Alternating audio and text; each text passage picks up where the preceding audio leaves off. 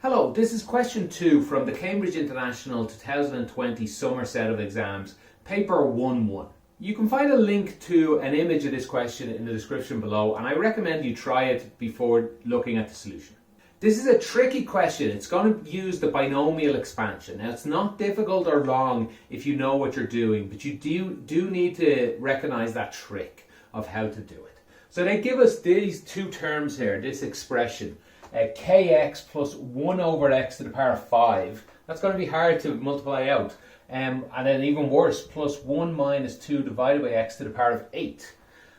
But you don't need to multiply all this out. You could, and the answer will work fine, but I think you would take 30 or 40 minutes to do this question that way, which you don't have time for. Now, what they're actually asking us, or the other information they tell us the coefficient of 1 over x is equal to 74. Now what that means is after we multiply all of this out, after we get it all out, and we'll have many terms here, we'll have about 8 or so. Actually, we might have actually about 16, I think we might get up to. And we'll have lots of terms. One of those terms will be 1 divided by x. That means something like there might be an x term with some number here. There might be an x squared with some number here. There might be just a number. There might be there will definitely be 1 over x with a number in front of it. And there will be as low as 1 divided by x squared. There'll be all these terms will appear out of this question. The only one we're interested in is the one that has 1 over x. To explain that a little better, have a think what could happen here.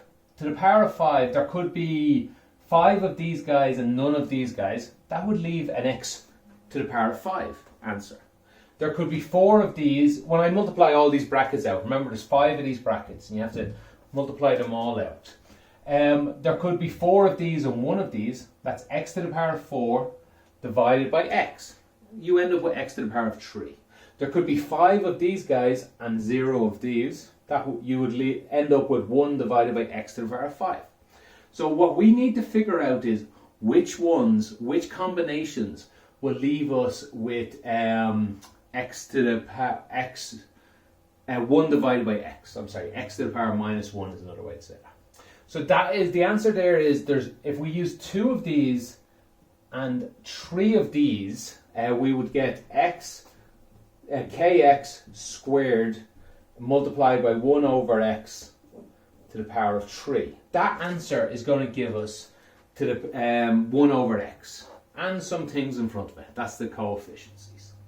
But it's a little more complicated than that. Now we do have the binomial expansion here, so we could just go ahead and expand all of these out. It wouldn't take you 30 minutes, it might take you 10 or 15. We still don't need to do that though, because again we can just see what I did there. The second term, so n2 here, the one that's not written in, of this multiplied with this will give us what we want. So let's go to that one. The one we want is n2. That's I should write in 5 2 because we know what the power is here. 5, choose 2, and then the first term, in this case it's x, in this case here, the first term to the power of 2 multiplied by the second term, because that's what we're doing here. Power of 5, power of 4, power of 3, power of 2. And what's happening to y's is y to the power of 0. Let me put that in actually. Y to the power of 0. Y to the power of 1. I'll put in x to the power of 0 here. Y to the power of 1. Y to the power of 2, 3, 4, 5. N in this case.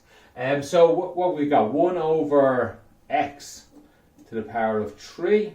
And that's the term we're interested in this one. By a similar thing, what term are we interested in here?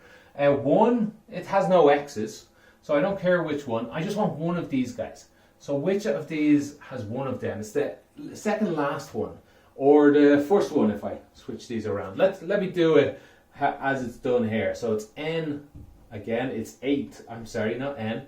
8, choose 7. It's the 7th term in this sequence, and we get the first term, which is 1 to the power of 7, and the second term, which is minus, don't forget the minus, which is minus 2 divided by x to the power of 1.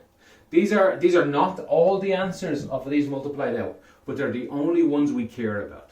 Because both of these answers, this one here, 5 choose 2, do it on a calculator, you'll get 10 k squared x squared divided by that, we'll just get 1 over x.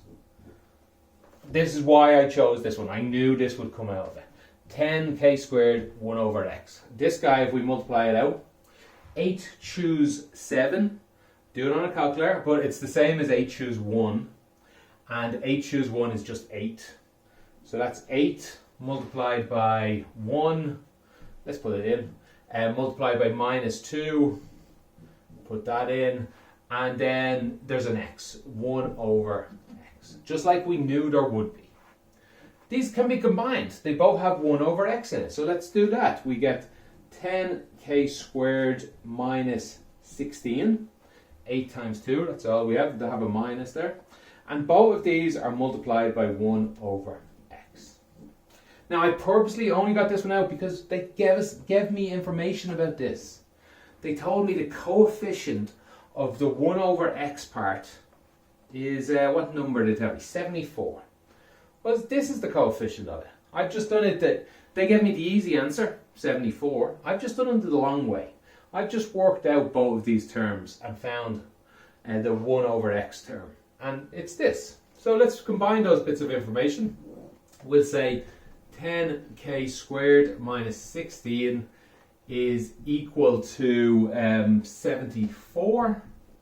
Let's rearrange this. We get 10k squared is equal 90. Now that's a good clue that you're probably on the right track.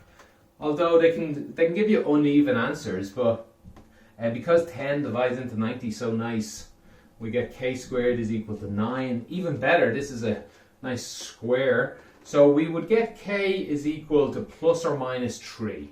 But they gave us one more bit of information. They told us find the value of the positive constant k. That's another way to say k is positive. So if k is positive, it can't be minus 3. It can only be 3. And that's it. That's the full answer. If you have any questions what I did at the start there, I don't know if I explained it all that great.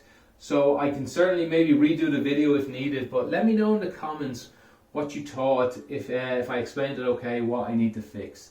And I'll try and help you out in the comments with any answers to any questions you might have. Thanks for watching and have a good day.